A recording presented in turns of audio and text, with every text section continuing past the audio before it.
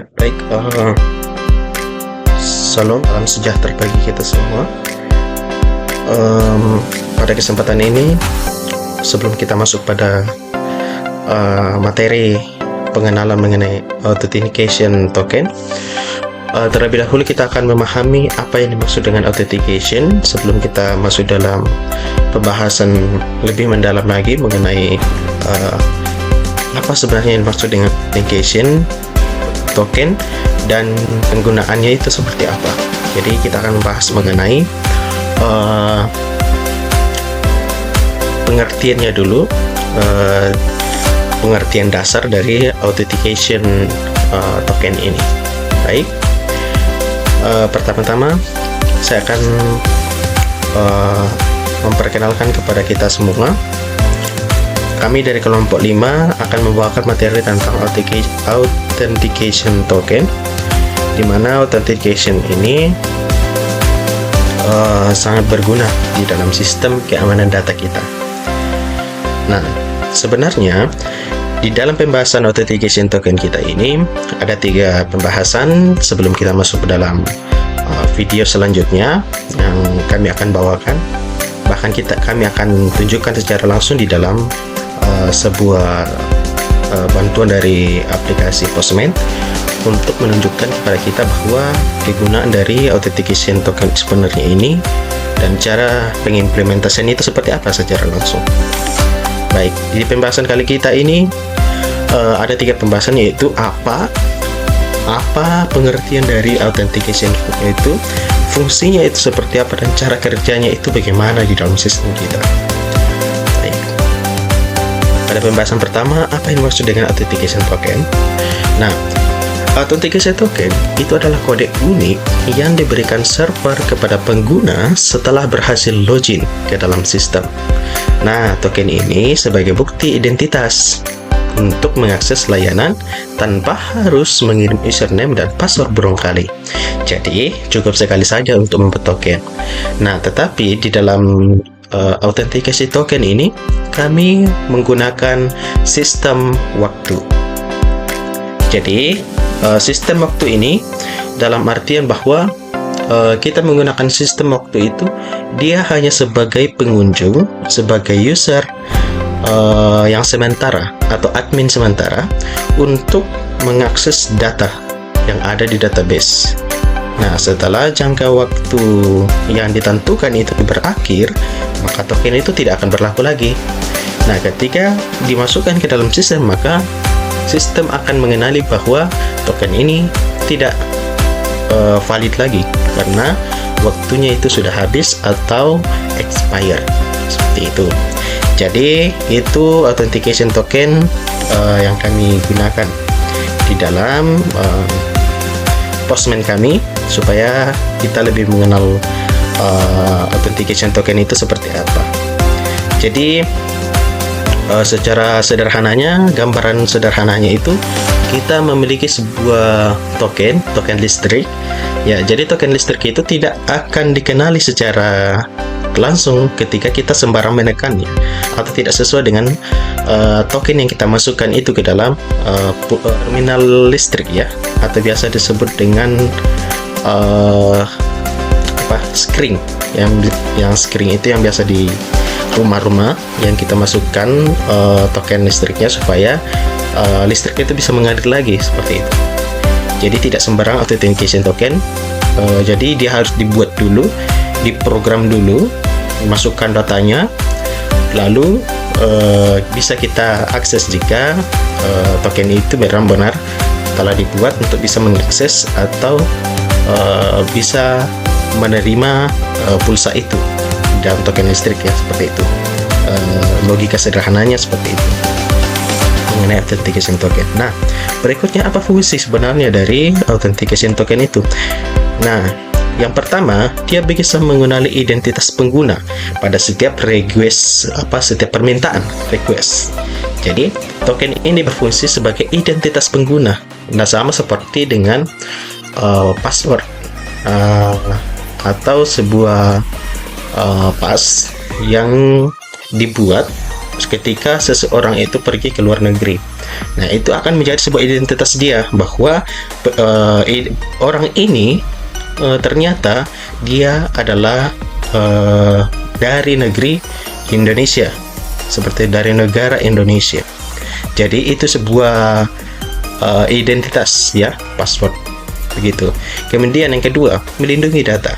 Karena password ini tidak dikirim lagi dari sembarang tempat, karena di dalam password itu dia harus memiliki data yang sama ya, data yang sama yang bisa diakses oleh sistem itu sendiri ya, dikenali oleh sistem itu sendiri. Jadi password itu tidak sembarang ya, jadi tidak sembarang karena dia berisi data-data yang sama dengan sistem dan yang ada di dalam sistem tersebut, seperti itu. Kemudian ketiga, mengatur hak akses, misalnya admin dan user. Jadi ada dua, admin dan user. Dia bisa mengatur hak aksesnya. Nah, karena berhubung tadi sudah ada data di dalamnya, karena di dalam sistem itu ada dua role biasanya, yaitu user, pengunjung, pengguna, admin yang mengelola data tersebut. Jadi di dalam authentication token yang kami gunakan ini, dia bersifat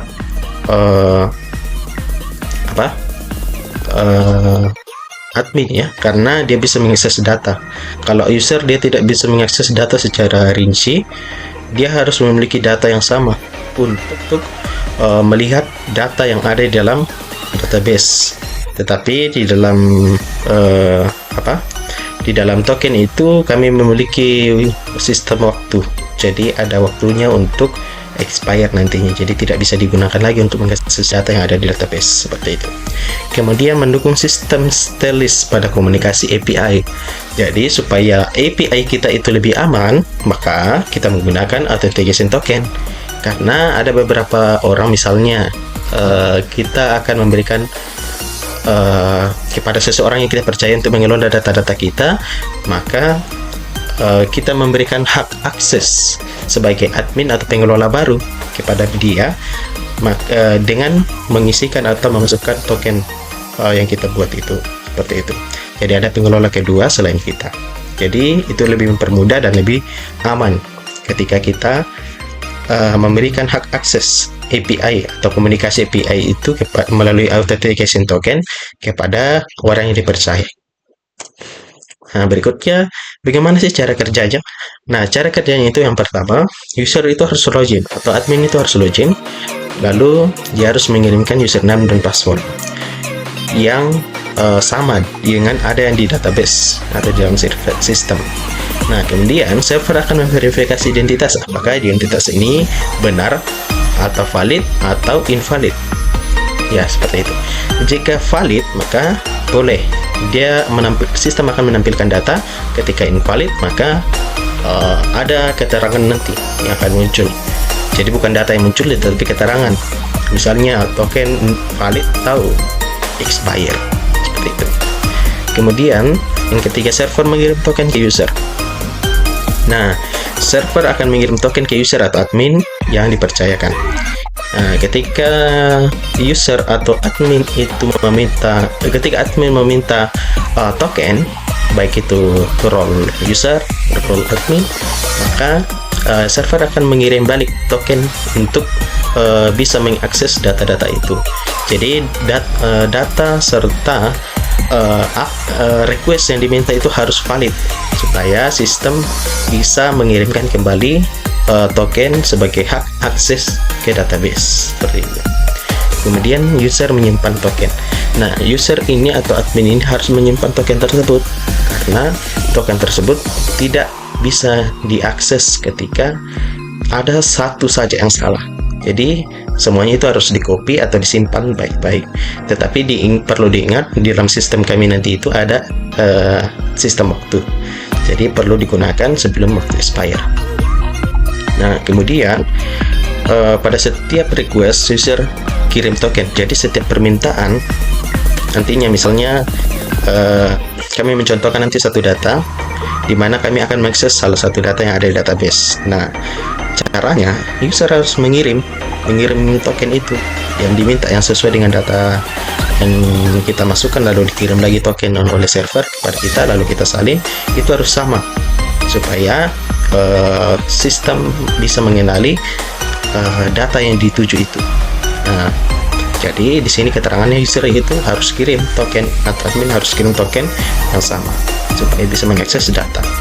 Lalu server, ketika kita kirim data melalui authentication token itu, maka server mengecek token apakah betul token ini masih aktif, apakah betul token ini sesuai dengan data yang ada di dalam database.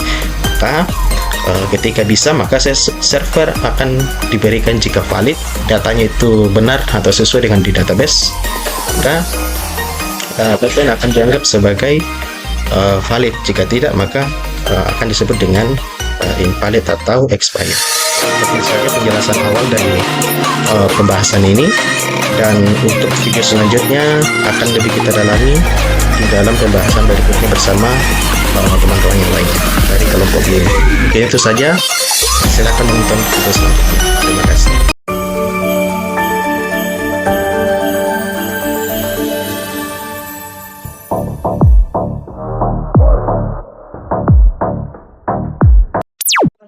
Shalom, terima kasih atas kesempatan yang diberikan kepada kami. Di sini kami akan membahas hasil project final kami dengan judul Autentifikasi Token dari kelompok 5. Pertama-tama, perkenalkan, nama saya Siskawati Harun Tanapa dengan NIM digit terakhir 153. Dan saudara saya, perkenalkan, nama saya Siti Pembonan dengan NIM akhir 081. Perkenalkan, nama saya Rizal Maksudara dengan NIM akhir 181. Perkenalkan, nama saya Ardinda Sampekomo dengan NIM terakhir 034. Dan perkenalkan, nama saya Step Saputri dengan NIM akhir 047. Perkenalkan, nama saya Tiantu Satu Padang dengan NIM terakhir 121. Perkenalkan, nama saya Pilih Butun dengan NIM terakhir 108.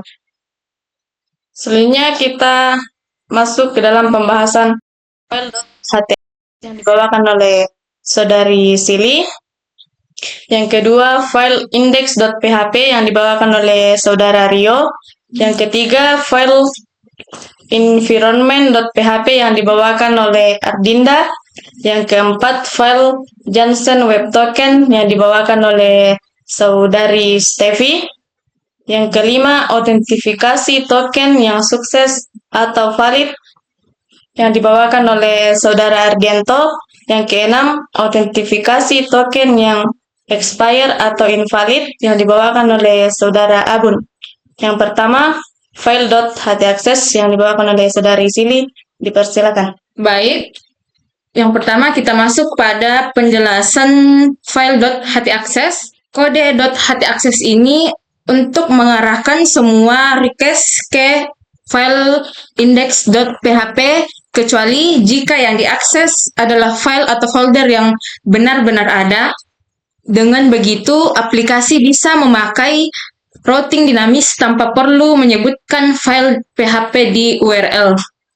Selanjutnya, file index.php yang dibawakan oleh saudara Rio. Dipersilakan.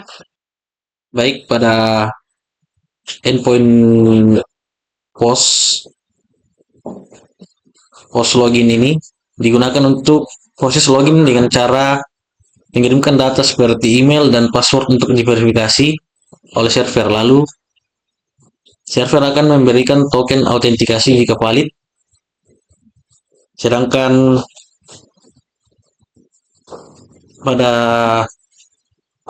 endpoint get ini digunakan untuk mengecek apakah token tersebut masih berlaku atau apakah pengguna masih dalam status login, sehingga aplikasi dapat memastikan bahwa user yang mengakses fitur tertentu benar-benar terautentikasi. Selanjutnya, file env.php yang dibawakan oleh saudari Dinda. Dipersilakan. Baik, di sini saya akan menjelaskan tentang file env.php, yaitu di mana file env.php adalah file pengaturan utama aplikasi yang berisi konfigurasi koneksi database, mode aplikasi atau lokal, pengaktifan pesan error atau debug, alamat dasar aplikasi, kunci keamanan login, dan pengaturan akses dari luar aplikasi. File ini memastikan aplikasi dapat terhubung ke database dan berjalan dengan benar sesuai kebutuhan pengembangan. Selanjutnya, file Johnson Web Token yang dibawakan oleh saudari Steffi dipersilakan. Oke, di sini saya akan membahas file JWT atau Johnson Web Token. Kode ini adalah kelas PHP untuk membuat dan memverifikasi JWT, Johnson Web Token. Fungsi akan mengubah header dan payload ke base 64 URL safe. Kemudian membuat signatur menggunakan algoritma HS256 dan menghasilkan token dalam format header payload signature. Sementara itu, fungsi verify berfungsi untuk mengecek apakah token belum kadaluarsa. Secara singkat, kode ini berfungsi sebagai sistem autentikasi untuk memastikan keamanan akses pengguna pada aplikasi. Selanjutnya, autentifikasi token yang sukses atau invalid yang dibawakan oleh Saudara Ardianto, dipersilakan. Ya, baik, terima kasih atas kesempatannya. Di sini saya akan menjelaskan mengenai token yang valid, ya, di mana token ini akan kita gunakan untuk mengakses data yang ada di database dengan menggunakan token yang kita akan buat. Oke, yang pertama di sini kita akan melakukan login untuk mengambil token dengan cara post. Kita mengirim data ke server menggunakan data yang benar atau yang valid, yang sesuai dengan yang ada di database, agar database bisa bisa mengakses dan memberikan kita token agar kita bisa membaca data yang kita cari di database. Selanjutnya kita akan send atau kirim. Nah, ini akan memunculkan sukses atau true dan login berhasil. Ini adalah pesan login berhasilnya dengan 200 oke. Kemudian kita akan salin kode ini. Ini adalah kode yang sudah dihash beberapa menit, 3 menit untuk melakukan get pada tokennya. Kita akan masuk kembali bagian cek untuk menggunakan token ini dengan menggunakan get. Kita ke bagian authorization. Jangan lupa bagian sini kita ganti menjadi bearer token. Di sini kita akan masukkan tokennya dan kita send. Nah, di sini hasilnya akan menjadi 200 oke, yang menandakan bahwa inilah sukses atau berhasil untuk mengambil data yang dari database dengan metode get. Kemudian ada sukses true, ini adalah data yang ada di database, seperti itu. Jadi ini artinya token ini menjadi valid. Ya, mungkin begitu saja. Terima kasih. Yang terakhir, kita masuk ke dalam autentifikasi token yang expire atau invalid yang dibawakan oleh Saudara Abun. Baik, di sini saya akan menampilkan token yang invalid atau error.